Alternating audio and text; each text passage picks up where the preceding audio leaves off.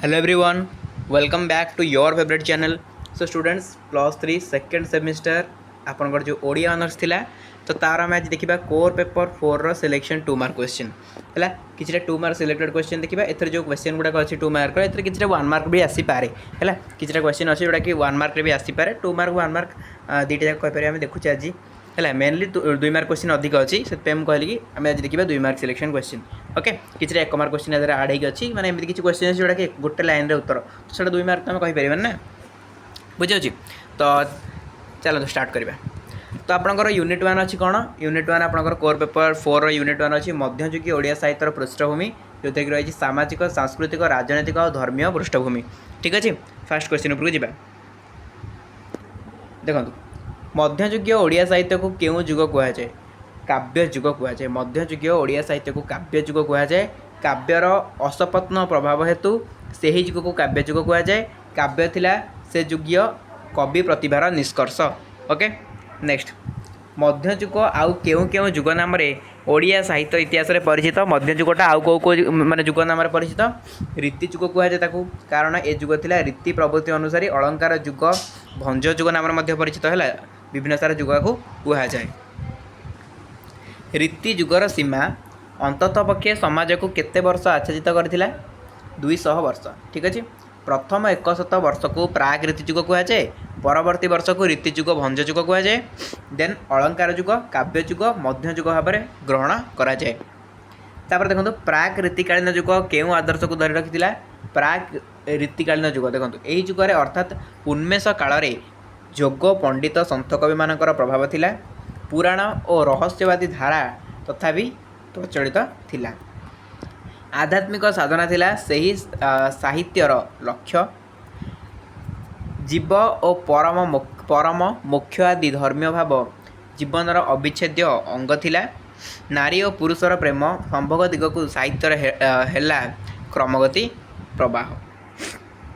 Next question Panchasakha जुगर परवर्ती साहित्यिक जुगटर नाम कौन पंचसखा जुगर परवर्ती साहित्यिक जुगटर नाम हूँ मध्ययुग कहुए काव्य जुग मध्य जुग को कहीं काव्य जुग बोली कहुए यही जुगरे बहु संख्यार काव्य रचित होती कौन कहुए माने काव्य जुग भाव नामकरण कर मध्य जुग को केते भाग विभक्त कर 3 भाग विभक्त कर देखो गोटे गोटे 1 मार्क क्वेश्चन ना तो मध्य जुग को क्यों 3टी भाग विभक्त कर गोटे प्राग रीति जुग गोटे मध्य रीति जुग देन आ गया उत्तर रीति जुग है ये डबल लिखाई मध्य रीतिटा है 3 भाग गोटे प्राग रीति गोटे मध्य रीति गोटे उत्तर रीति बुझेगा नेक्स्ट क्वेश्चन मध्य जुगर आदि भाग में 2 जन कवि नाम लेख मध्य जुगर आदि भाग में 2 जन कवि नाम हूँ गोटे अर्जुन दास आ जड़े देवदुर्लभ दास मध्य जुग काल में केउ राजवंशर शासन अवसान घटी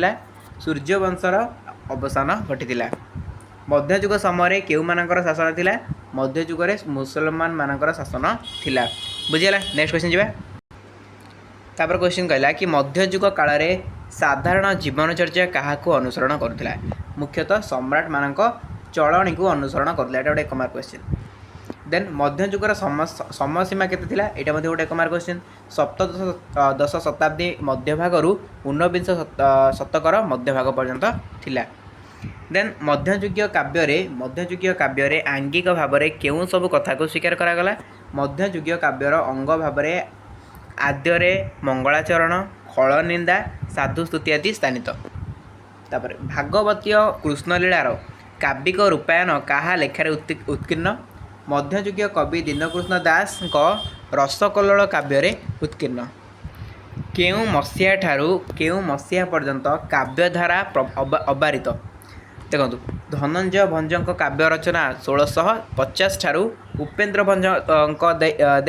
यही काव्य द्वारा 19 शताब्दीर मध्य भाग पर्यंत गति करी आसीथिला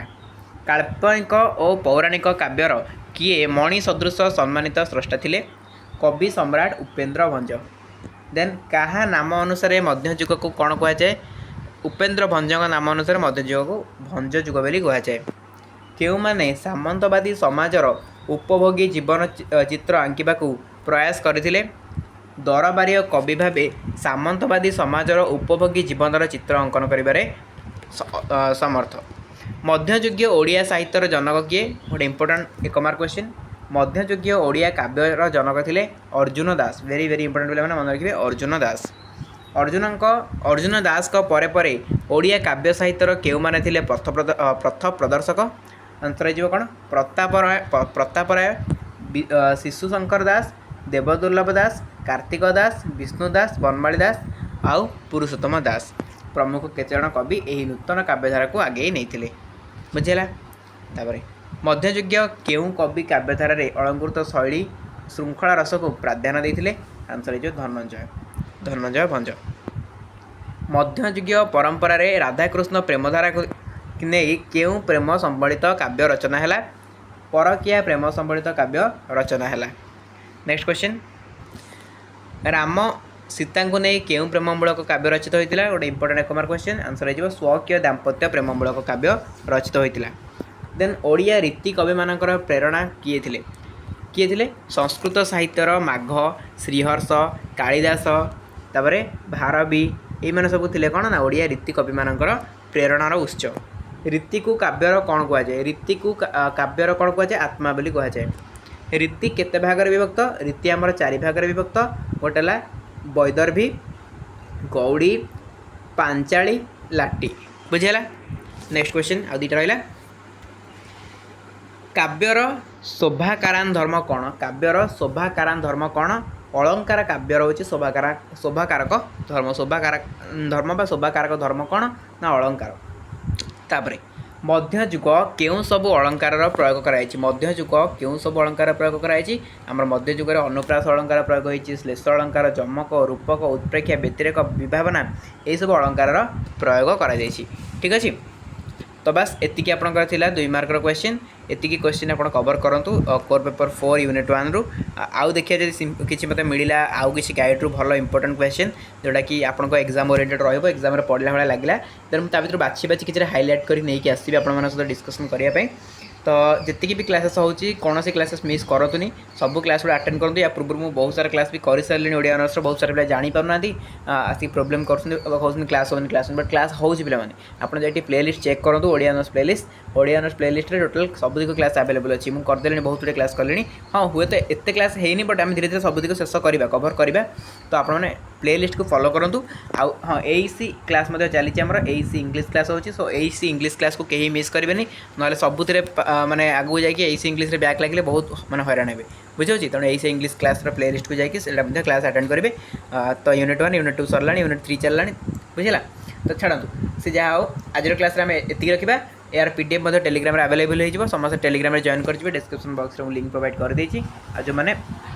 जॉइन करके अच्छा से किसी दिन वेट कले पीडीएफ पाइबे। ओके चलते ये क्लास को अटेंड करवा। Thank you so much.